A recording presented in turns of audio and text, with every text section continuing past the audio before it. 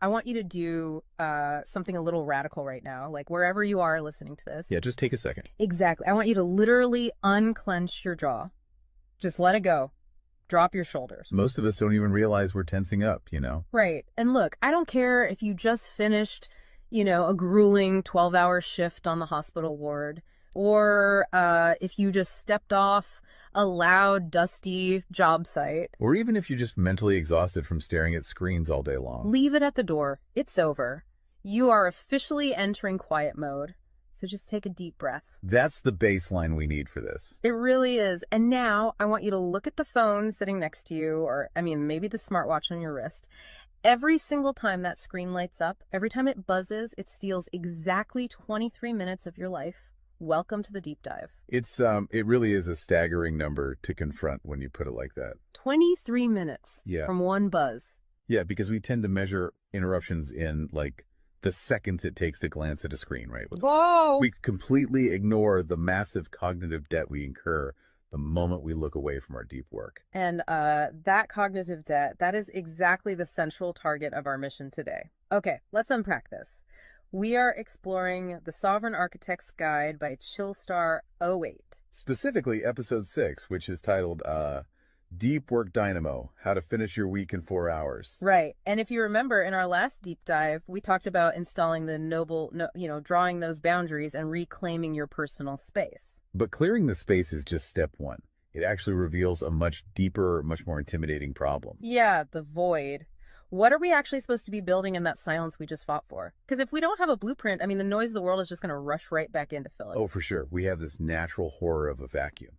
The second our schedule opens up even slightly, our instinct is to pack it with activity. We just have to be doing something constantly. Exactly. We are culturally conditioned to equate motion with progress. Yeah. But Chillstar 08 introduces a really brilliant distinction here. She talks about the trap of idling. I love this concept so much. Think about a car engine, right? Mm-hmm. The engine is running, the pistons are firing, it's burning through all this expensive fuel, making a ton of noise and vibration. But the car is in park. Yes, it isn't going anywhere, and that is what most of our daily quote-unquote busyness looks like. We feel incredibly productive because we are in constant motion. Right. You check a text message while you're sitting at a stoplight. Or you answer a quick email while walking from your car to the front door. You stare at a spreadsheet on your laptop while, your family dinner is sitting right in front of you, literally getting cold. And that right there is the illusion of productivity. You end your day feeling physically and mentally depleted because you were constantly doing something. So you didn't actually do anything that matters. Exactly. If you step back and evaluate your legacy, the deep, meaningful work, the art, the business strategy, the relationships. Right, the relationships that actually move your life forward. None of it progressed. You spent 8 hours idling. You were everywhere, which means you were truly nowhere. Man, that hits hard. And this brings us back to that terrifying 23-minute statistic from the research she cites. I don't want to just gloss over this. No, we definitely shouldn't. Because understanding the mechanism behind it is crucial. Why does a 5-second distraction cost us almost half an hour? It basically comes down to how our prefrontal cortex manages working memory. Your brain is not a computer processor that can just run multiple applications in parallel. Right. We can't actually multitask. Exactly. When you are doing deep work, say writing a complex proposal, your brain loads this massive fragile web of context into your working memory. Like holding all the pieces of a puzzle in your hands at once. Yes. You are holding multiple variables, ideas, tones all at once. So when your phone buzzes and you glance at a text from your partner asking about groceries, your brain is forced to execute a context switch. So it has to dump all the proposal data just to load the grocery data. It literally flushes the working memory buffer, yeah. It has to process the new rules and the emotions associated with that text message. Wow. And then when you turn back to the proposal, you cannot just pick up where you left off. Your brain has to laboriously rebuild that entire web of context from scratch. Oh, I hate that feeling. Were you just staring at the screen like, what was I even saying? Right. It has to retrieve the thread of your argument. Remember the tone you were using, recall the variables. That rebuilding process takes an average of 23 minutes of cognitive effort, And it burns a ton of energy doing that, right? massive amounts of glucose. That explains so much. I mean, that is why people hit 5 p.m.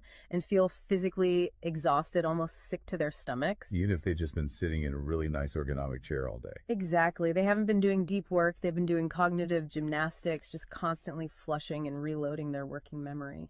They are burning fuel just to stay in park. So, okay, let me bring in what I like to call the transformer concept here. Because our focus is like an electrical grid. If you have, 50 browser tabs open, you are leaking energy as raw, unusable heat rather than concentrated light. That's a great way to look at it. So if we are all acting like our focus is this cheap renewable resource, how do we stop being what Chillstar '08 calls a subject to the pings of the world? I mean, how do we actually become the architect of our attention? Well, what's fascinating here is how she frames the philosophical shift we need. She says utility does not equal value. Oh, say that again. Utility does not equal value. Right. In the modern workforce, we have been completely conditioned to believe that being constantly available makes us valuable. Like if you answer a Slack message in 3 seconds, you're the hero. Exactly. You are praised as a good worker. Or if you jump on a Zoom call with like 5 minutes notice, you're a team player. But that is just utility. I mean, being highly available makes you a commodity. You're like a human router just passing information back and forth. And routers are easily replaced. True sovereignty, true value comes from being impactful. You simply cannot make a deep, lasting impact if your attention is constantly fractured by the agendas of other people. Yeah, when you operate like that human router, you are spending your finite, precious Mondays executing someone else's script. You're a subject to the pings of the world. Okay, so we know the biology of why this destroys our focus, and we understand the philosophical trap of, trying to be too available. But how do we actually fix the mechanics of our workday? We have to build the deep work dynamo. Right.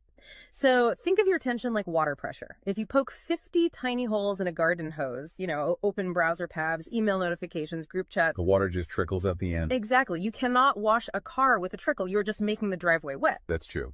So the Dynamo Audit she lays out, it's about putting a high pressure nozzle on that hose. It narrows the opening to create a stream powerful enough to actually blast through the dirt. And the first step in that audit is auditing the physical environment itself. She calls it analyzing your signal-to-noise ratio. Okay, so visualize your workspace right now. She asks you to determine if it is a sanctuary or a transit hub. Let's be honest. Most of us are operating in transit hubs. A transit hub is a place of constant arrival and departure. People walking by, announcements over the loudspeaker, just a blur of motion. Yeah, and you can't build a legacy in a train station. But we need to push past the basic phones are distracting advice, right? Because our listeners already know that. Oh, absolutely. Chillstar '08's rule is much more brutal than that. She says if the phone is even sitting on your desk, even face down, it is acting as a parasite on your cognitive grid. A parasite, just by being in the room. The research supports this entirely, by the way. The mere presence of a smartphone in your visual field, even if it is completely powered off, measurably reduces your cognitive capacity. Because your brain is having to actively expend energy to ignore it, right? Exactly. It is running a background process that just keeps saying, don't check the phone, don't check the phone. That is energy being actively stolen from your primary task. So sovereignty literally begins the moment you physically remove the device from the room, put it in a drawer down the hall. Close the door. Make the physical environment quiet. But okay, let's say you've done that. That doesn't stop your own brain from creating internal noise, right? Like trying to juggle 5 projects at once. How do we fix the internal wiring? That brings us to the second pillar of the audit, which is the batch wiring rule.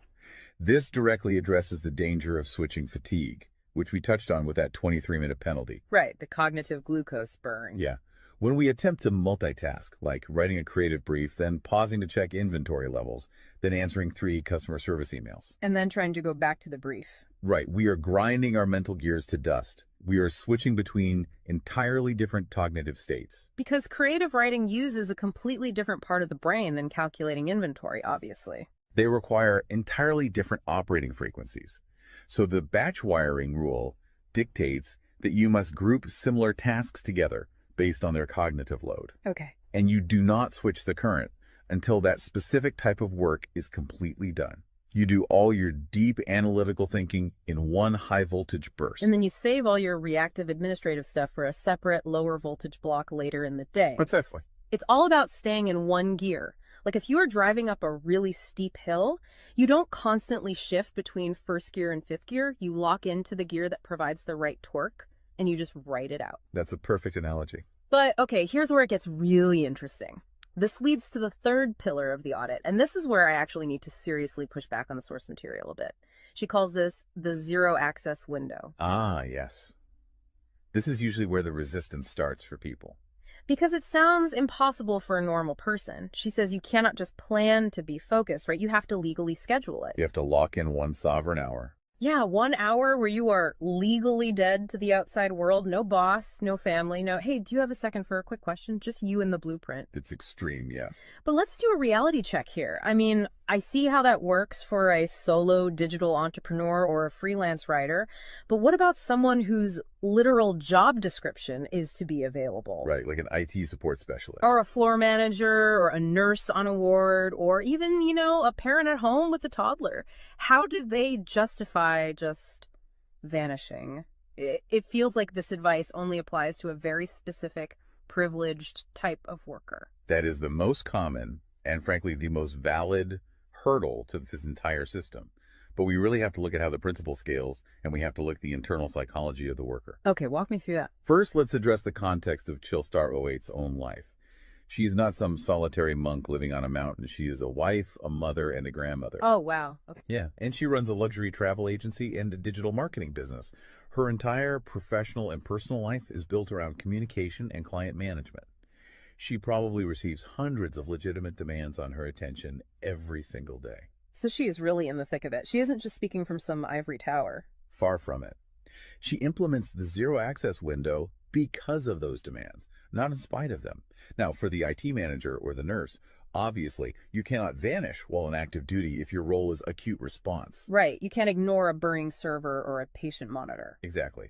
But the principle applies to the deep work surrounding the active duty, the scheduling, the charting, the strategic planning.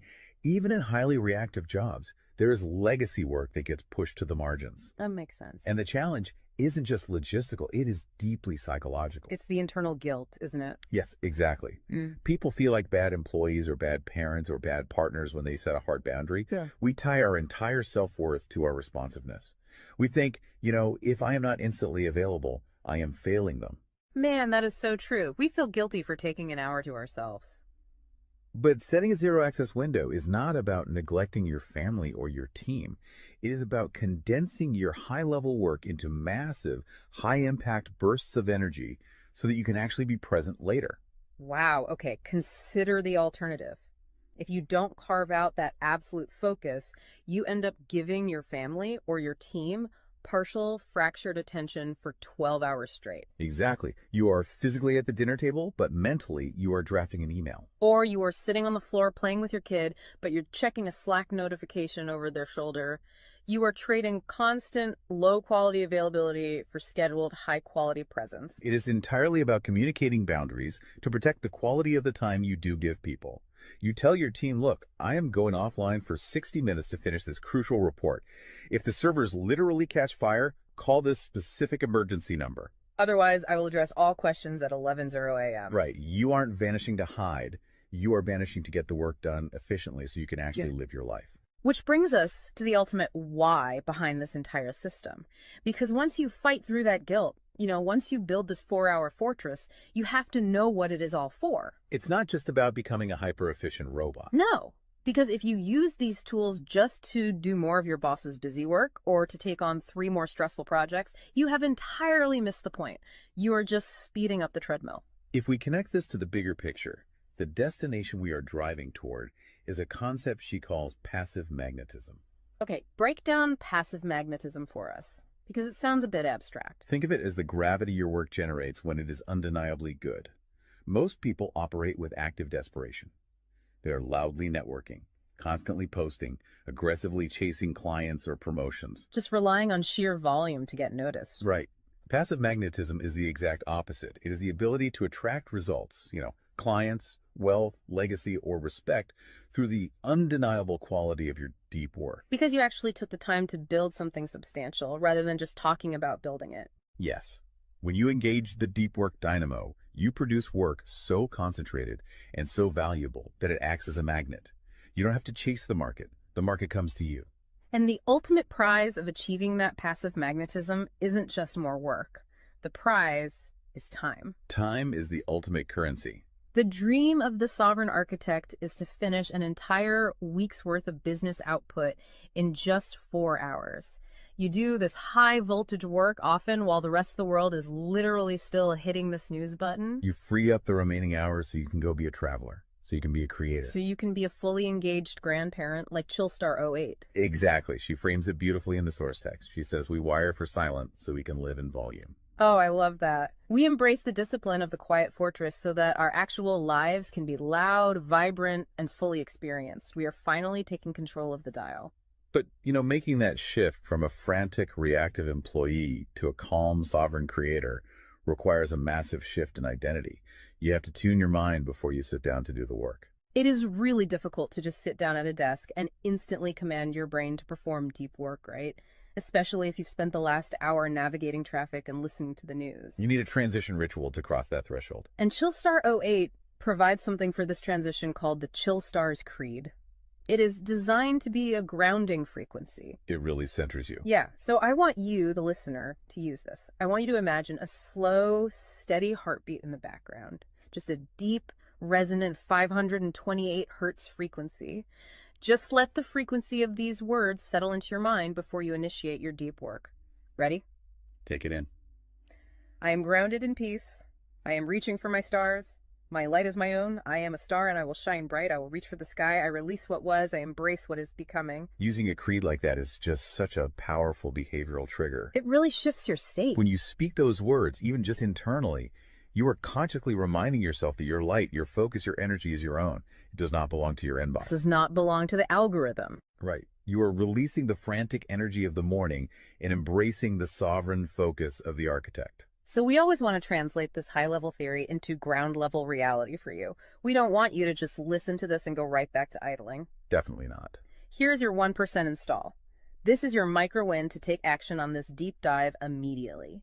Tomorrow morning, before the world starts demanding your attention, before you check a single news site or open your email, I want you to set a timer for exactly 60 minutes. Put your phone in another room entirely. Yes, physical distance. Do not open any extra browser tabs.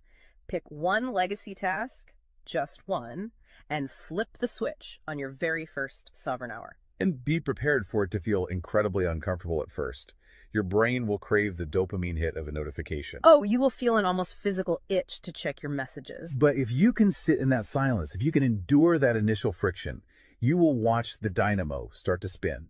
You will enter that flow state, and the old blueprints of hustling and grinding will be completely burned away. And look, if you want the actual templates to automate this piece, the specific tools and step-by-step guides to build the system out completely and protect your location-independent freedom, you can join the Sovereign Fortress on the Chillstar 08 school community. All the blueprints are there waiting for you. They really are. As we wrap up this deep dive, I want to leave you with one final thought to explore on your own.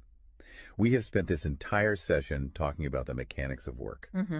We've talked about condensing your week's output into just 4 hours of pure, undistracted focus. But if you actually achieve that, you're going to be faced with a beautiful, kind of terrifying question. What's that? Who are you going to become in the remaining 164 hours of your week? What if your true legacy has absolutely nothing to do with what you produce while you are busy, but entirely to do with who you are when you are finally completely silent? Wow. Unclench that jaw. Drop those shoulders. Step into the quiet. Go be great and flip the switch. We'll see you on the next deep dive.